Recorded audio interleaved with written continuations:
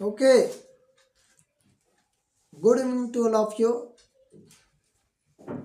तो मैं हर रोज की तरह आप लोग के समक्ष उपस्थित हूँ। मैं अधिवक्ता कुंदन कुमार और आप सभी को हमारे के लॉ क्लासेस में स्वागत है, वेलकम है। आने के लिए धन्यवाद आप सभी को। आज मैं टॉपिक के रूप में आईपीसी एक्सटॉर्शन के बारे में बताएंगे। एक्सटॉर्शन किसे कहते हैं? हम लोग एक्सटॉर्शन को हिंदी में उद्धापन कहते हैं। बहुत सारे विद्यार्थियों को तो ये प्रॉब्लम होता है कि ना तो एक्सटॉर्शन को समझ में आता है ना उद्धापन समझ में आता है। लोग बोलते हैं हिंदी मीडियम और इंग्लिश मीडियम, कोई अंतर नहीं है। ना तो आप लोगों को हिंदी में समझ में आ रहा है ना तो इंग्लिश में समझ में आ रहा है, तो क्यों ना इंग्लिश में ही हेल्प किया जाए, इंग्लिश में ही पढ़ा जाए, क्योंकि हमारा ऑफिशियल लैंग्वेज सुप्रीम कोर्ट का, हाई कोर्ट का इंग्लिश है। हाँ, तो अब बात करते हैं एक्सटॉर्शन को। हिंदी में बता दिए कि उद्धापन होता है। अब एक्सटॉर्शन और थेफ्ट में क्या अंतर होता है? थेफ्ट का डेफिनेशन सेक्शन 378 आईपीसी में कहा गया है और थेफ्ट का पनिशमेंट सेक्शन 379 आईपीसी में दिया गया है।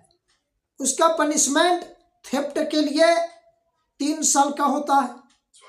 अब बात करें एक्सटॉर्शन की, तो एक्सटॉर्शन की जो बात करें, एक्सटॉर्शन सेक्शन 383 में दिया गया है। एक्सटॉर्शन का डेफिनेशन कहाँ दिया गया है? 383 में। एक्सटॉर्शन का पनिशमेंट 384 में। जो पनिशमेंट सेक्शन 379 में दिया गया है आईपीसी में 3 साल फाइन, ठीक है, इतना ही पनिशमेंट एक्सटॉर्शन में दिया गया है। अब क्या अंतर है दोनों में? दोनों का डेफिनेशन आपको लगेगा एक जैसा, कुछ डिफरेंट मिलेगा एक्सटॉर्शन में, लेकिन पनिशमेंट दोनों के लिए सेम है। अब क्वेश्चन उठता है, क्यों एक्सटॉर्शन का लगाया जाए एफआईआर में या कंप्लेंट केस में सेक्शन, क्यों इसको सेक्शन 379 में लगाया जाए? तो इस तरह से कभी कभी पुलिस ऑफिसर भी गलती कर बैठते हैं। जहां पर सेक्शन 383 लगाना चाहिए यानी 384 एक्सटॉर्शन का सेक्शन को लगाना चाहिए, रजिस्टर करना चाहिए, तो उसके जगह में 379 चोरी को लगा देते हैं और इस तरह से उनका गलती का किया हुआ ये एक्यूज्ड को लाभ मिल जाता है, विक्टिम को न्याय नहीं मिल पाता है। तो हमें समझना चाहिए बेसिक डिफरेंसेस क्या होते हैं। अब बात करते हैं एक्सटॉर्शन को। आप लोग इंडियन पेनल कोड का सेक्शन 383 में देखिए, आप लोग के पास में बियर एक्ट यदि है तो आप लोग लिखिए। सबसे पहले लिखने के पहले देखिए कि एक्सटॉर्शन के बारे में क्या लिखा हुआ है। So read out section 383 of the IPC defines extortion. इसमें लिखी हुई है, whoever intentionally puts any person in fear of any injury to that person or to any other and thereby dishonestly induces the person so put in fear to deliver to any person any property or valuable security or anything signed or sealed which may be converted into a valuable security commits extortion। अब ये beer act को हमने पढ़ दिया। आप लोगों ने beer act में कई बार देखा होगा, इस तरह से डिफाइन किया गया है एक्सटॉर्शन का। अब क्या लगता है आपको, एग्जाम में जब लिखने की बारी हो तो लिख पाएंगे? तो आप लोग अपना नोट्स निकाल लीजिए, कॉपी निकाल लीजिए। इस डेफिनेशन के आधार पर सेक्शन 383 में एक्सटॉर्शन का जब डेफिनेशन आप लोग ने अभी देखा आईपीसी में, तो वहां ये वर्ड को डिस्क्राइब करना पड़ेगा आप लोग को। जैसे इस एक्सटॉर्शन में पर्सन वर्ड आया है, इस एक्सटॉर्शन में इंजूरी वर्ड आया है, इस एक्सटॉर्शन में डिसऑनेस्टली आया है, इस एक्सटॉर्शन में एनी प्रॉपर्टी की बात किया गया है, इस एक्सटॉर्शन में वैल्यूएबल सिक्योरिटी की बात की गई है।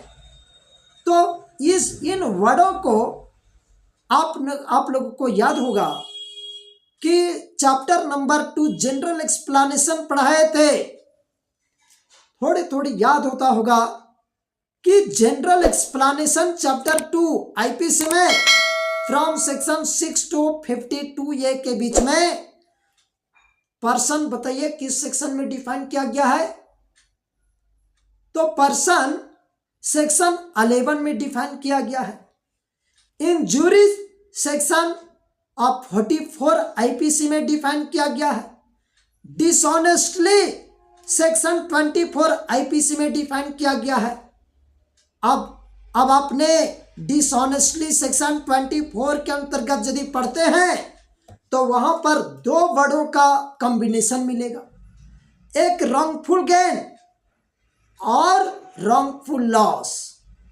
Wrongful gain and wrongful loss which are defined in section 23 of the IPC. जब तक wrongful gain और wrongful loss समझ में नहीं आता है, आपको 23 IPC क्लियर नहीं होता है, तो आपको डिसऑनेस्टली क्लियर नहीं होगा। तो यहां से यदि आप समझना शुरू करेंगे तो बेसिकली ऑब्वियसली समझ में आ जाएगा। अब बात करते हैं एनी प्रॉपर्टी।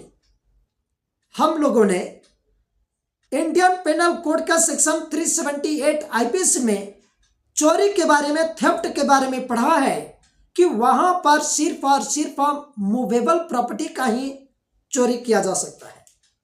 और एक्सटॉर्शन में डेफिनेशन क्लॉज में आपने अभी देखा कि एनी प्रॉपर्टी की बात आया है, मतलब कि एनी प्रॉपर्टी का मतलब मूवेबल प्रॉपर्टी और इमूवेबल प्रॉपर्टी दोनों इसमें आ जाएंगे।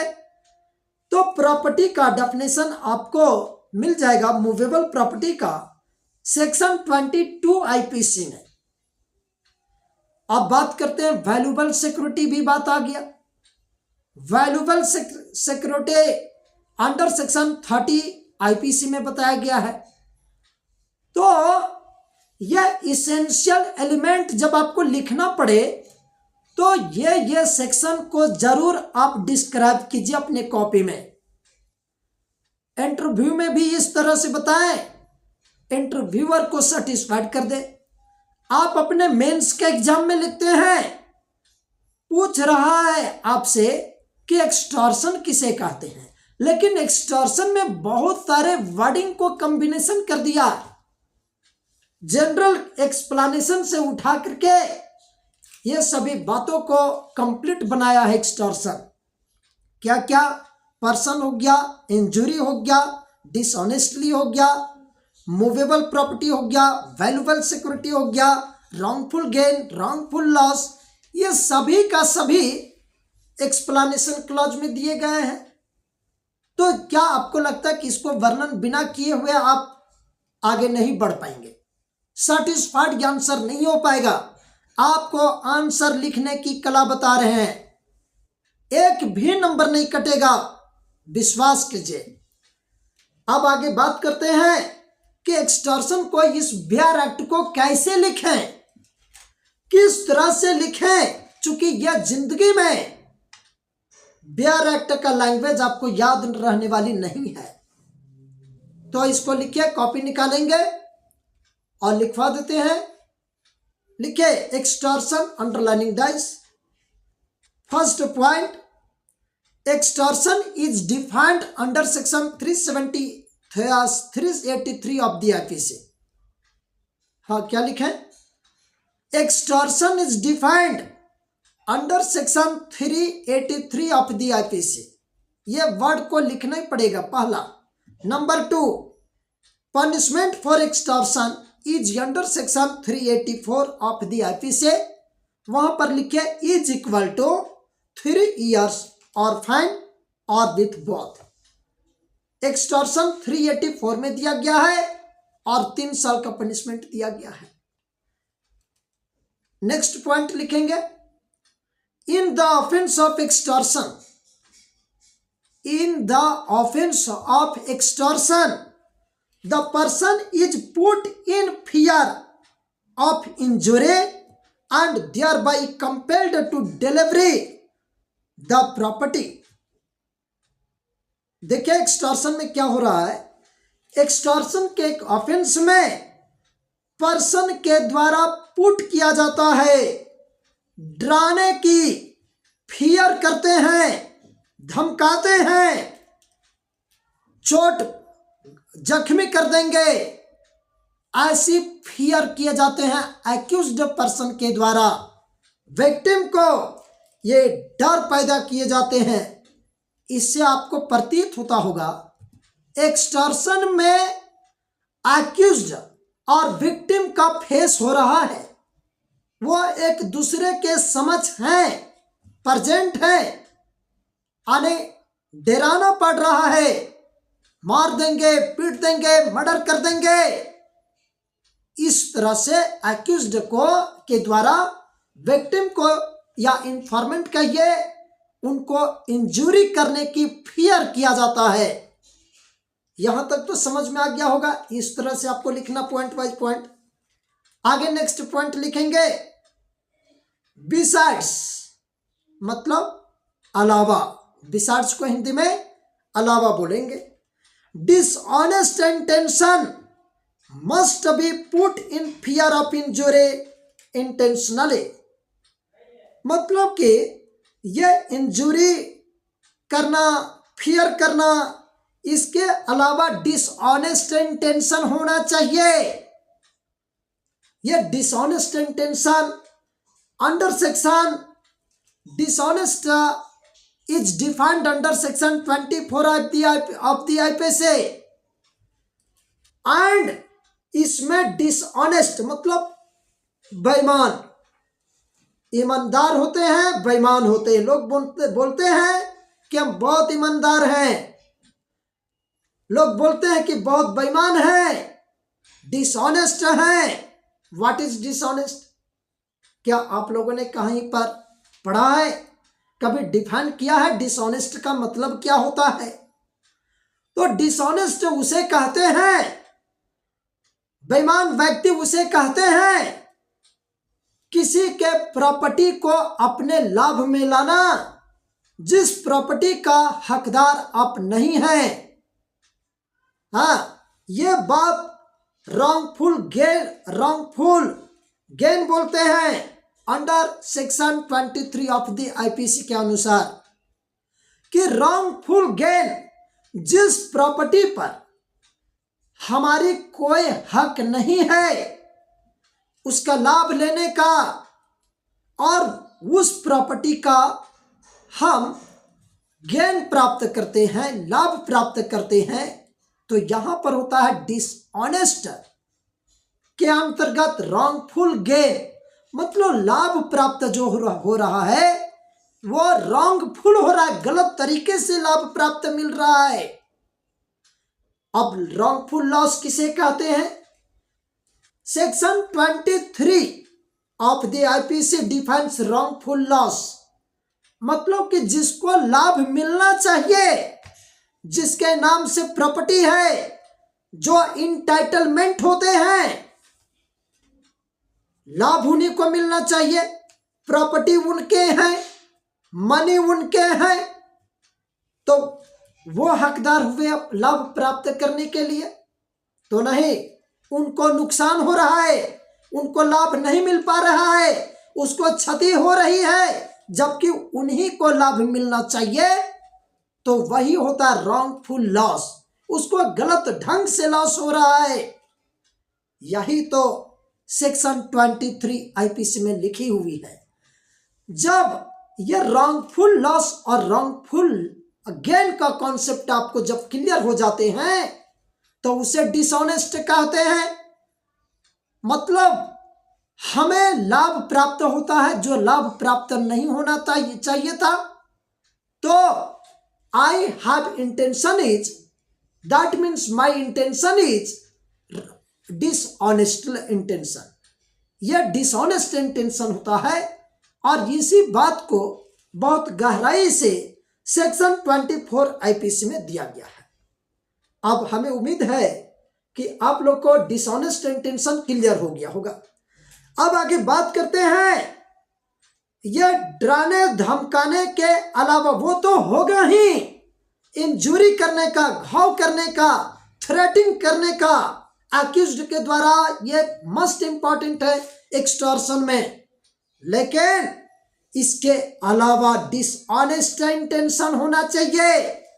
अक्यूज्ड पर्सन को कैसा इंटेंशन होना चाहिए? डिसऑनेस्ट इंटेंशन होना चाहिए। So dishonest intention, person must be put in fear of injury of intentionally, इस तरह से लिख सकते हैं। आगे नेक्स्ट पॉइंट बात करें, इसमें कोई भी प्रॉपर्टी हो सकता है, एनी प्रॉपर्टी।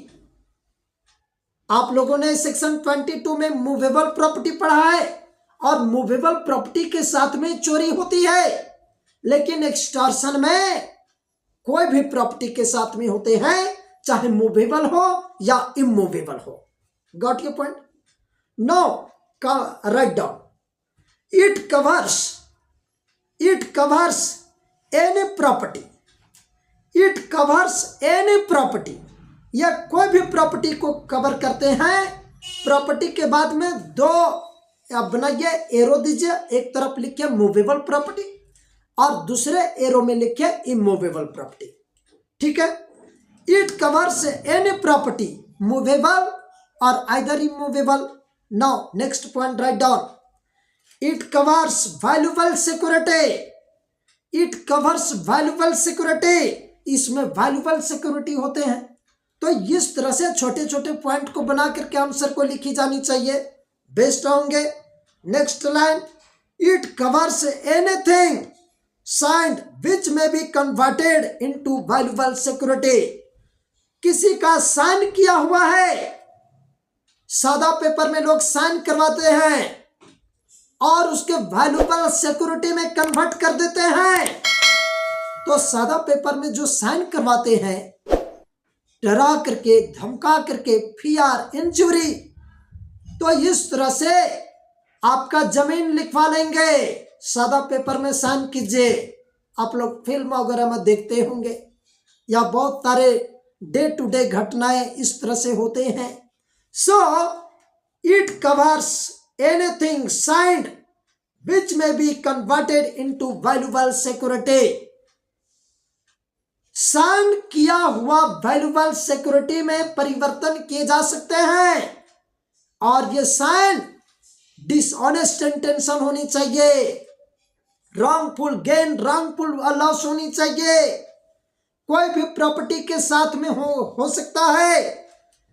अब आगे बात लिखें, आगे नेक्स्ट पॉइंट लिखेंगे, it covers anything sealed up which may be converted into valuable security, it covers anything signed which may be converted into valuable security। ये पॉइंट लिख चुके हैं, चलिए नेक्स्ट बढ़िए। It covers anything sealed which may be converted into valuable security, जो seal है, pack है और उसको भी मूवेबल वैल्यूएबल सिक्योरिटी में कन्वर्ट किए जा सकते हैं by injury, threatening, dishonest intention. Now next point write down, property is delivered to the accused person, यह प्रॉपर्टी को एक्यूज्ड पर्सन को, विक्टिम के द्वारा यह एक्यूज्ड पर्सन को डिलीवर किए जाते हैं, आरोपी को डिलीवर किए जाते हैं।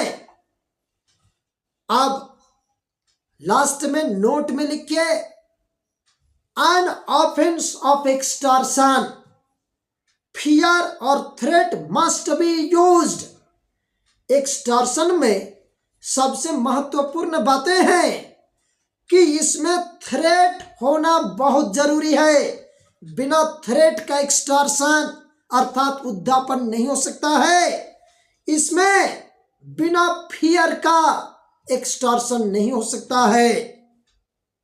अब इसकी बात करें नेचर की, किस स्वभाव की ये है, तो इसमें लिखे nature, underlining dice point number 1, it is या कॉग्निजिबल ऑफेंस, ये कॉग्निजिबल ऑफेंस होंगे।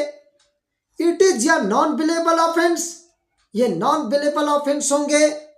इट इज नॉट कंपाउंडेबल, इसमें सीआरपीसी का सेक्शन 320 में उसमें देखेंगे कि ये सेक्शन का जिक्र नहीं है, मतलब ये कंपाउंडेबल नहीं है। अब आपको एक दिमाग में, आपके ब्रेन में मैसेज आता होगा कि चोरी चोरी से ऊपर है, चोरी में ऑनर का वहां प्रेजेंट होना जरूरी नहीं है। लेकिन एक्सटॉर्शन के केस में ऑनर यहां पर प्रेजेंट होते हैं और तभी ना उसको डराएंगे, धमकाएंगे, चोट पहुंचाएंगे। तो यहां पर एक्सटॉर्शन में विक्टिम या इंफॉर्मेंट सामने होते हैं, और चोरी में जो ऑनर है, विक्टिम है, इंफॉर्मेंट है, वो सामने नहीं होते हैं। हमें अब लगता है कि आप लोग को समझ में आ गया होगा एक्सटॉर्शन के बारे में।